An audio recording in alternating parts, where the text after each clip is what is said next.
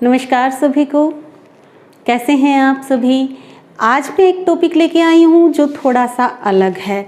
मेरे पास एक स्टूडेंट का मैसेज आया कि मैम संधि और समास एक जैसे शब्द दिख रहे हैं, संधि के एक जैसे शब्द दिखाई दे रहे हैं, पर दोनों में अंतर क्या है। किसी में तो व्यंजन संधि आ जाती है, किसी में दीर्घ संधि आ जाती है।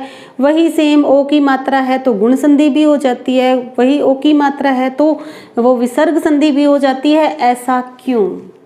तो इसी प्रश्न का उत्तर देने के लिए मैंने स्पेशल ये वीडियो बनाई है। रीट वाले, SIB जिसमें भी संधि है, जिनके टॉपिक में भी संधि है, जिनकी प्रतियोगिता परीक्षाओं का टॉपिक संधि है, वे ये वीडियो ज़रूर देखें, बहुत ज़्यादा आपको काम आएगी। और एक चीज़ उन्होंने ये भी पूछा कि कई बार शब्द आ जाता है, एक बार प्रश्न आ जाता है कि संधि ऐसा कौन सा शब्द है जिसमें संधि भी है और समास भी है। तो ये भी हम आगे करेंगे, इसी में ही करेंगे। फिलहाल अपने देख रहे हैं कि एक जैसे दिखने वाले शब्दों में संधि की में क्या अंतर होता है। तो सबसे पहले यहाँ मैं लिख देती हूँ, एक जैसे दिखाई देने वाले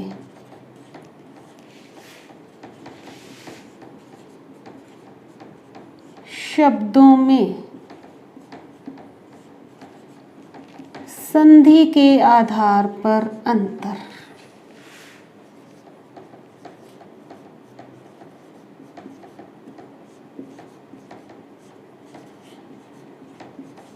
मैंने कुछ शब्द लिख लिए थे जो मुझसे पूछे गए, और इसके अलावा भी मैंने और शब्द लिए हैं। तो मैं शब्द यहाँ से ले लेती हूँ। कौन कौन से शब्द हैं ये मेरे पास हैं। सदाचार, अंतर देखें जो मुझसे पूछे गए, और है फलाहार। ठीक है, इन दो को जिस तरह से जगदम्बा, भ्रष्टाचार, बहुत सारे ऐसे शब्द हैं मेरे पास आए हैं। फिलहाल अपने इतने ही देखते हैं एक बार। अब देखिए, यहाँ भी आ की मात्रा है, यहाँ भी आ की मात्रा है। अंतर क्या है ध्यान में रखना है कि ये कौन सी संधि है, दीर्घ संधि। ये कौन सी संधि है, व्यंजन संधि। अब दिखते ये एक जैसे हैं बिल्कुल, ठीक है।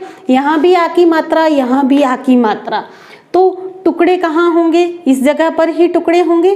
कर लेते हैं। ध्यान में ये रखना है कि संधि किस किस में होती है।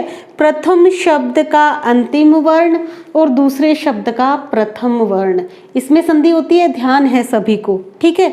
लेकिन देखना ये है कि संधि के जो दो शब्द हैं, एक इधर वाला एक इधर वाला शब्द, दोनों का अर्थ निकलना चाहिए। शुद्ध जो सही अर्थ है वो निकलना चाहिए। तो एक तो संधि करने का तरीका देखें। यहाँ पर आ की मात्रा है, यहाँ से संधि अपने विच्छेद करना है। मैंने ये बाहर निकाल लिया हार, ठीक है। यहाँ पर मात्रा कौन सी लगी हुई है, आ की, मैंने बाहर निकाल दिया आहार, एक शब्द बन गया, ठीक है। अब यहाँ पर दीर्घ संधि का नियम सबको ही मालूम है कि प्रथम शब्द के अंत में या तो अ हो सकता है या आ, दूसरे शब्द के अंत में भी अ हो सकता है या आ, दोनों मिलकर आ बन जाते हैं, ठीक है। तो अब यहाँ पर फल भी आ सकता है, फला भी आ सकता है, तो फल शुद्ध है तो ये हो गया फल प्लस आहार, ठीक है।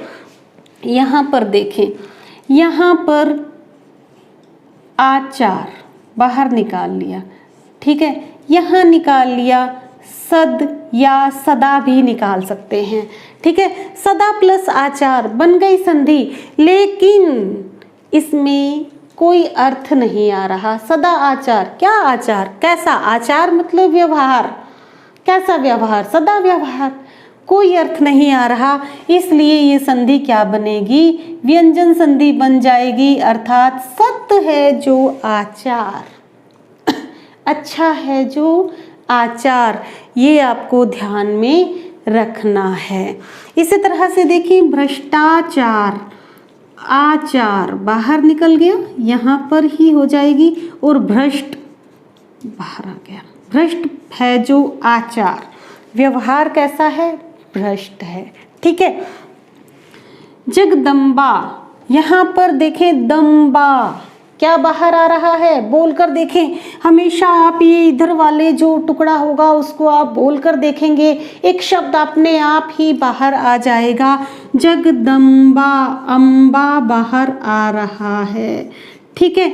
यहाँ पर फिर क्या आएगा, बचा क्या, इस पर से तो मात्रा निकल के यहाँ आ गई तो ये कैसा बचा, आधा, जगद।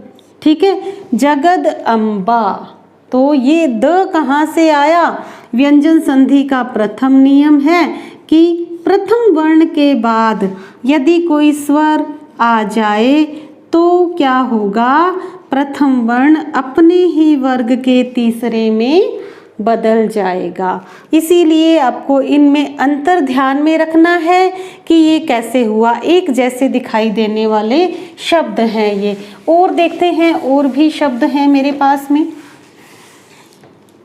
एक है मेरे पास में सतीश और जगदीश।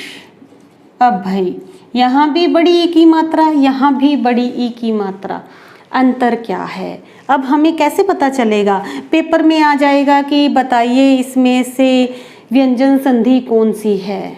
ठीक है। तो आप नहीं पता कर पाओगे कि सतीश में है या इसमें है। तब हमें क्या करना है, हमें इनका विच्छेद करके देख लेना है। यहाँ पर बाहर आ रहा है ईश, ईश पर हमेशा बड़ी ई आती है, ध्यान में रखना।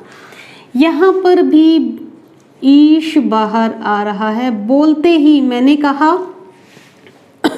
आप बोलकर देखना, अंत में जो बाहर आए। ठीक है। एक पूरा शब्द अंत में अपने आप बाहर आएगा बोलते ही, तो अंत में जो बाहर आए उसे बाहर रख देना है। अब हमारे पास यहाँ बचा क्या, यहाँ बच गया जगद। ठीक है।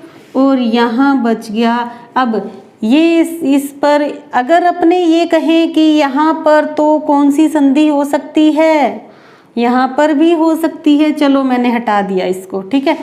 ये दोनों अपने गुण संधि, दीर्घ संधि का उदाहरण मान लेते हैं कि ये दीर्घ संधि का उदाहरण है। तो दीर्घ संधि में क्या होता है, दोनों तरफ ई होंगी, प्रथम वर्ण का अंतिम शब्द भी ई और दूसरे शब्द का प्रथम वर्ण भी ई या ई होगा, तो मिलकर दोनों तरफ ई होना चाहिए। ठीक है। यहाँ पर मैंने लगा दिया सती धन ईश, यहाँ लगा दिया जगत धन ईश। ठीक है। यहाँ पर ई की मात्रा लगा दी, चाहे आप छोटा लिख दो। शुद्ध कौन सा है, सती और सती, शुद्ध कौन सा है, ये शुद्ध है, हमने लगा दिया। ठीक है। अब ये इन दोनों में से तो कोई भी शुद्ध नहीं है। जगदी क्या होता है, कुछ नहीं होता। हमें क्या कर देना है, इसे हटा देना है, यहाँ हलंत लगाएंगे। ठीक है। अब पता चल रहा है कि ईश कौन से, जगत के ईश, समझ में आ रहा है, जगत के ईश। तो यहाँ पर क्या आ जाएगा, जगत प्लस ईश। मैंने आपको अभी बताया था कि प्रथम वर्ण के बाद यदि इस तरफ स्वर आ जाए या किसी भी वर्ग का तीसरा चौथा वो नियम में है, तो ये प्रथम वर्ण अपने ही वर्ग के तीसरे में बदल जाएगा और ये ई की मात्रा इसके साथ लग जाएगी, बन जाएगा जगदीश। शुद्ध बनना चाहिए, दोनों तरफ शुद्ध शब्द होने चाहिए। यहाँ देखें ये बन रहा है सती के ईश हैं जो। ठीक है। ये हो गया सतीश। और है मेरे पास में एक शब्द जो बच्चों ने मुझसे पूछे हैं, अंतर, एक जैसे दिखने वाले शब्दों में अंतर। देखें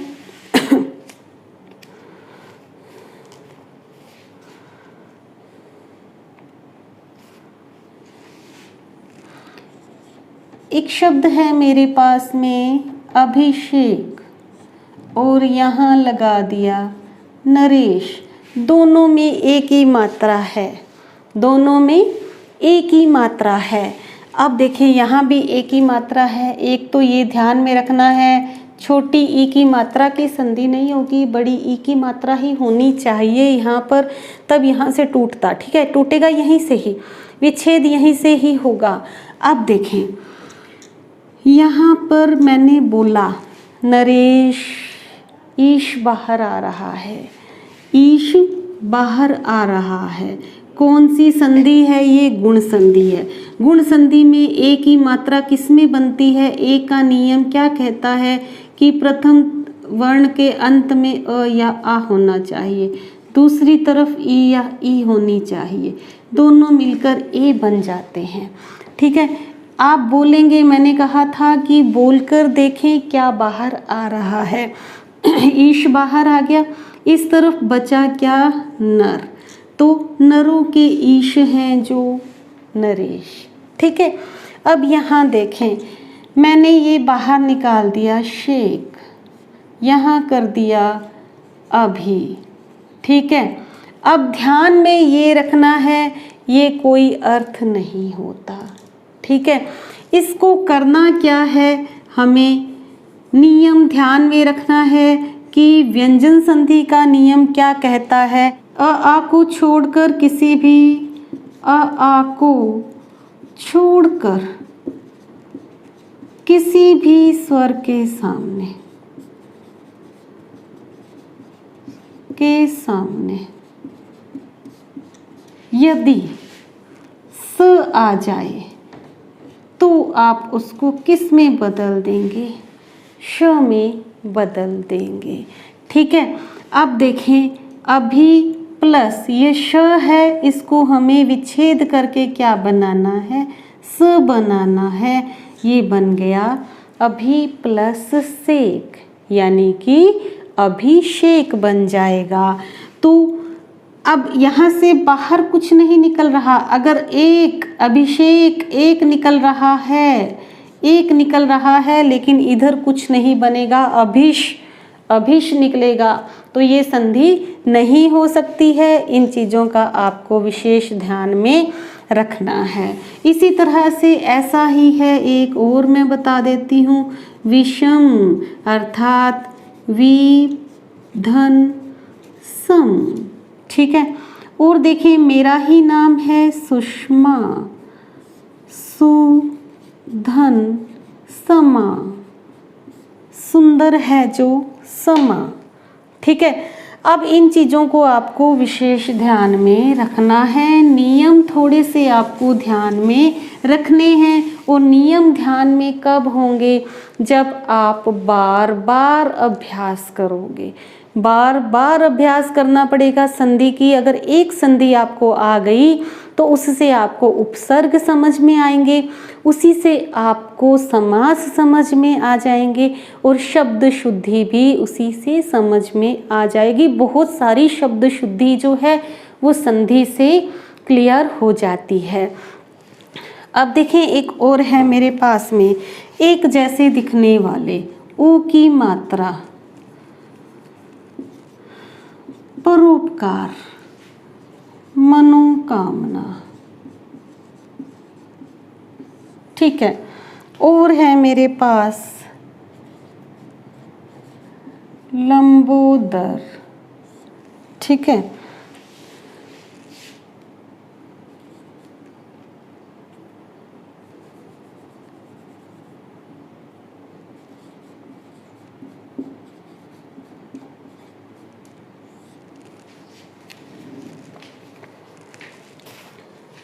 यहाँ देखें, परोपकार, उपकार, पकार निकाल दिया मैंने। अब यहाँ पे मैं क्या लगा दूँ? ओ की मात्रा है।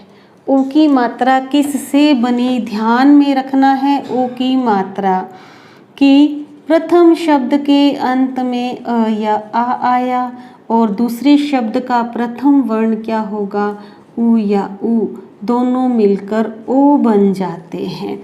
ठीक है, उपकार बाहर आ रहा है। मैंने आपको कहा था कि बोलकर देखना, बोलते ही एक शब्द अपने आप बाहर आ जाएगा। ठीक है, इस तरफ अ या आ होना चाहिए, तो यहाँ पर अ या आ लगा देते हैं, बन गया पर प्लस उपकार। ठीक है। अब यहाँ देखें मनोकामना, पहली बात तो ये कोई शब्द है ही नहीं, ठीक है। मनोकामना नाम का कोई शब्द नहीं है, शुद्ध होता है मन है कामना।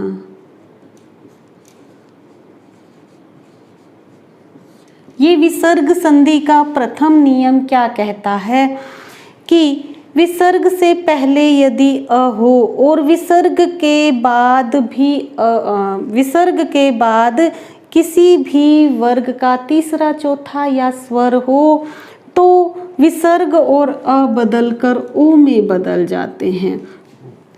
सॉरी, घोष वर्ण हो, विसर्ग के बाद घोष वर्ण हो तो ध्यान में ये रखना है कि क क्या है, अघोष है, घोष नहीं है।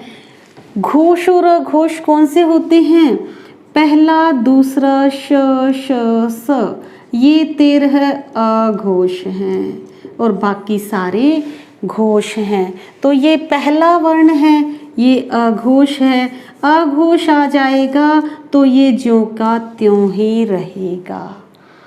मनोकामना नाम का कोई शब्द नहीं है, ध्यान में रखना है। आज के बाद आप ईश्वर से मनोकामना पूरी ऐसे नहीं कहेंगे कि हे भगवान मेरी मनोकामना पूरी कर दें, नहीं, आप कहेंगे कि मेरी मनः कामना पूरी करें। तो भाई क्यों, आपकी हमारी मनोकामना क्यों नहीं पूरी होती, क्योंकि ईश्वर को तो शुद्ध हिंदी आती है, ठीक है। शुद्ध हिंदी आती है तो वो तो सोचते हैं कि मनोकामना क्या है, पता नहीं क्या मांग लिया। तो आज के बाद आप मनोकामना नहीं मनः कामना ही बोलेंगे। शुद्ध बोलते हैं क्योंकि हमसे गलतियां कहाँ होती है, शब्द शुद्धि नाम का कोई टॉपिक होना ही नहीं चाहिए था, शब्द शुद्धि होना ही नहीं चाहिए था अगर हमें शुरुआत से ही बहुत अच्छे से पढ़ाया जाता। किसी तरह की अशुद्धि होने की कहीं कोई गुंजाइश ही नहीं रहती अगर हमें ये सब चीज़ें बचपन से ही सिखाई जाएं। अब यहाँ देखें ओ की मात्रा है, ओ की मात्रा आपने कहा, आप कह रही हो कि यहाँ भी ओ की मात्रा है मैम, यहाँ भी ओ की मात्रा है। हम तो ये करेंगे कि ये दोनों क्या हैं, गुण संधि हैं। ओ का नियम आ रहा है, ओ के नियम के हिसाब से हम तो इसी हिसाब से चलेंगे। चलो चलते हैं, यहाँ पर तोड़ेंगे अपन, यहाँ विच्छेद करेंगे तो मैंने लगा दिया उ योग, ठीक है। इसी तरफ कर दिया मन, यहाँ लगा दिया उदर, और अ या आ सकता है तो लंबा हो जाएगा, आ की मात्रा शुद्ध है, यहाँ पर लंबा है जो उदर, लंबा धन उदर, ठीक है। यहाँ आ गया। अब देखिए ये बन रहा है क्या, कुछ बन रहा है क्या, कुछ नहीं बन रहा। तो चले मैम अब बताओ हमें क्या करना है। तो ध्यान में ये रखना है कि आप इधर तोड़ के देख लो, नहीं समझ में आ रहा विच्छेद करके देख लो। ओ का नियम तो आपको ध्यान है। अब यहाँ ऊ या बड़ा ऊ लगाने से कुछ नहीं बन रहा है, तब हम कहाँ जाएंगे कि ये कौन सी संधि हो सकती है, ओ है तो विसर्ग संधि हो सकती है। कुछ नहीं करना, यहाँ पर आप विसर्ग लगा देना, ये हो गई विसर्ग संधि, ठीक है। चले आगे और देखते हैं अपने।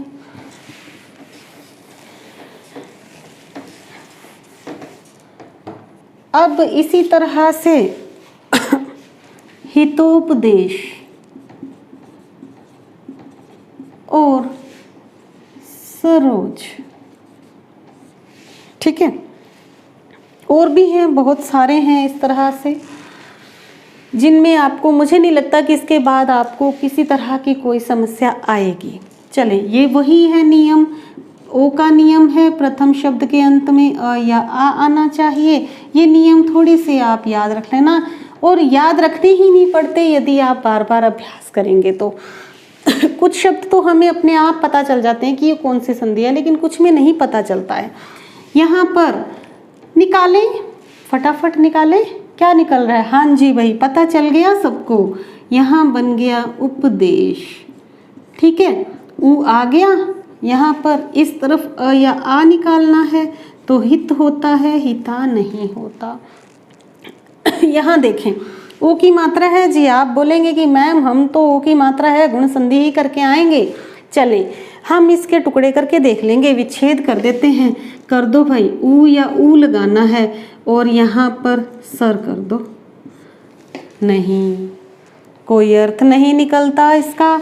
तब हम क्या करेंगे, सिर्फ देख लेना, भले ही आपको ना बनाना आए। इधर सही नहीं बन रहा है, कोई बात नहीं।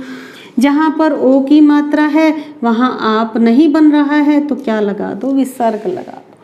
सरह प्लस ज का मतलब होता है जन्म लेना। सरह का मतलब होता है तालाब में जन्म लेता है जो, ठीक है। इसी तरह से मनोज, ओ की मात्रा है, मनह प्लस ज होगा, मन में जन्म लेता है जो, कामदेव। और देखिए इसी तरह से ओ की मात्रा है यशोदा, यशः प्लस दा, यश को देने वाली, ठीक है। यहाँ पर थोड़ा सा मुझे यहाँ धन बोलने की आदत नहीं है, मैं धीरे धीरे सीख रही हूँ। कोई मतलब नहीं है कि हमें समझ में आना चाहिए कि कई बार यूँ हो जाता है कि हम हिंदी ही बोल रहे हैं शुद्ध, तो यहाँ पर प्लस नहीं बोल के हमें धन बोलना होता है, ठीक है। तो लेकिन मुझे इस चीज़ का अभ्यास नहीं है, बहुत सालों से पढ़ा रही हूँ तो मैं इसी तरीके से ही पढ़ा रही हूँ। तो ज़्यादा आप सोचना नहीं है इस चीज़ को लेके कि ये क्या हो रहा है। अब देखें और भी हैं इसमें, आ गया जी राकेश, एक ही मात्रा है, ठीक है। और देखें निस्तेज, एक ही मात्रा है। बस वही चीज़ ध्यान में रखनी है, सेम चीज़ ध्यान में रखनी है कि यहाँ पर कौन सी संधि है, गुण संधि। आ होगा एक तरफ और एक तरफ ई होगी, ए बन जाएगा। कर दें इसके टुकड़े, ये मैं बाद में लिखूंगी। राकेश, ईश बाहर आ रहा है। यहाँ पर क्या आएगा, राका, अर्थात पूर्णिमा की रात, चांदनी रात जो होती है। तो राका प्लस ईश क्या हो जाएगा, राकेश। मैंने लिखा निस्तेज, आप कहेंगे कि मैम हम तो इस तरफ ई ही निकालेंगे, तो निकाल दो भाई, ईज। क्या बना, इस तरफ ये बचा, कुछ नहीं बना, ये गलत हो जाएगा। हमें क्या करना है, तब क्या पता लगाना है कि तेज बन रहा है और नी बन रहा है। स कहाँ से आया होगा, विसर्ग से आया है। निही प्लस तेज, निस्तेज। आ गया समझ में, एक जैसी मात्राएं हैं लेकिन संधि अलग अलग है। इस चीज़ को पता लगाने के लिए हमें बहुत ही सामान्य सा काम करना है कि इनका विच्छेद करके देख लेना है, ठीक है। अब मैंने आपको बताया कि एक प्रश्न और था मेरे पास में। क्या था प्रश्न, कि समास और संधि पता लगाना है कि कौन से ऐसे शब्द हैं, पेपर में आ जाता है प्रश्न ऐसे आ जाता है, कौन से शब्द में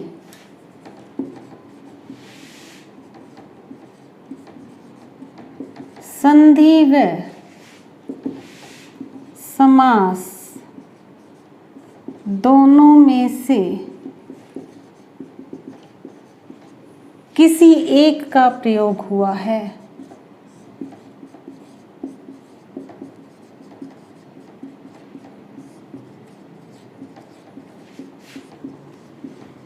तो देखें ये है मेरे पास प्रश्न है, देखें पराधीन, भयाकुल, भूदान और सत्याग्रह। और है सज्जन,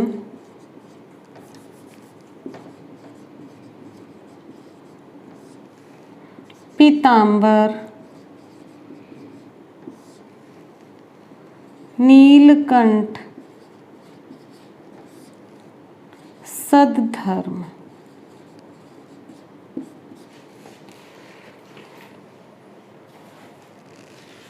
देखें, पराधीन, भयाकुल, भूदान, सत्याग्रह, इन चारों में से कोई एक है जिसमें किसी तीन में तो संधि और समास दोनों ही हैं, ठीक है, लेकिन किसी एक में या तो संधि है या समास है, यानी कि असंगत है।